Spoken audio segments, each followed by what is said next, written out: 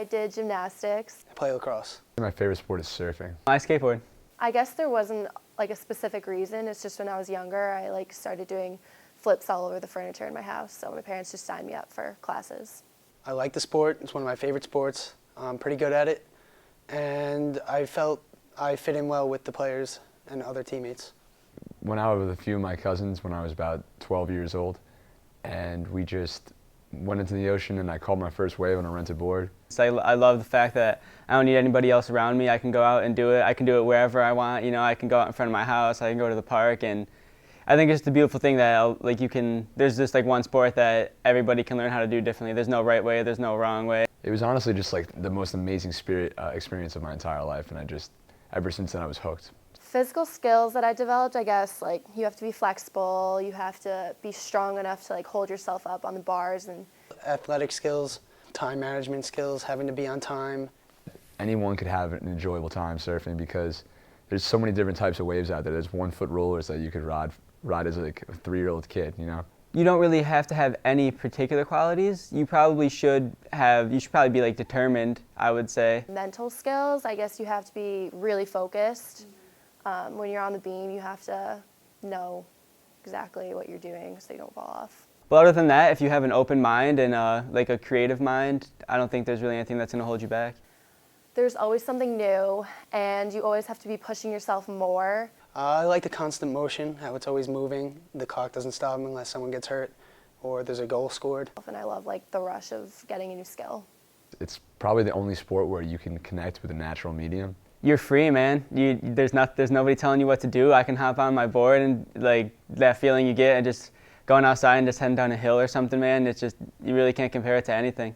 I'm like riding part of nature. I'm ebbing and flowing with the water, and like I'm part of the water. And I guess like guys don't really do it as much as girls do, and I've heard like a stereotype, if you're a guy and do gymnastics, you're automatically gay, which is not true. The lax bro, long hair, mid-calves, collared shirts, boat shoes.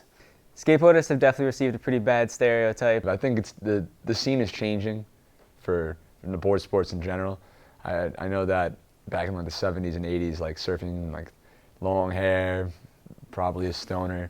A more upper class, higher class kind of sport.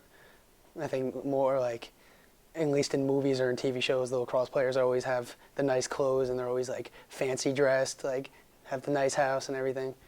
I'd say a lot of the reason for that stereotype is that it's done on private property a lot. And now I think that's changing. People are realizing that it's like how amazing the sport truly is and what it does for people outside of just the sport itself. Not every town is going to have a skate park, and I don't understand why skateboarders aren't given like the fair chance. We're just trying to have fun like everybody else.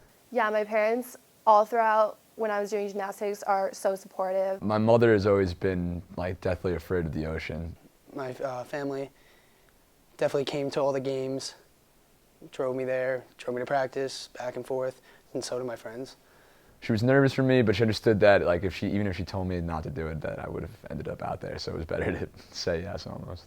You know, I've gone to like over 100 different meets, and they've driven me everywhere, and I've gotten hurt so many times. You know, they take me to appointments. Honestly, I have not received any support. My mom, still to this day, tries to get me not to skateboard. My dad tells me all it does is get me in trouble. It's taught me that I can definitely do more than I think I can. Like, when I'm learning a new skill, I look at it and I'm like, there's no way that I can do that. It made me realize that I could be dedicated to anything that I'm really interested in. It's taught me that I'm capable of stuff that I really wasn't. I don't need anyone else, and not in a bad way. And the more you try, like, the more you realize you can do so much more than you think you can. Whenever I'm out there, it's just me out there, and I know that if I mess up, it's on me. Like if I do something wrong, it's on me. So it's taught me a sense of responsibility. It just kind of taught me like that if you stick with something, that anything is really possible. Very challenging. Dope. The Stoke. It's just free. It's taught me a good balance because I had to balance that in school and work. So that was a big thing. More like roundable person, all-around person. I've definitely learned a lot about myself and about others around me too. Help me in school, help me get in shape. It's also taught me that winning isn't everything. That everybody wins and nobody loses. Break the stigma. Just do what you want to do, whether it is a team sport, whether it's an individual sport.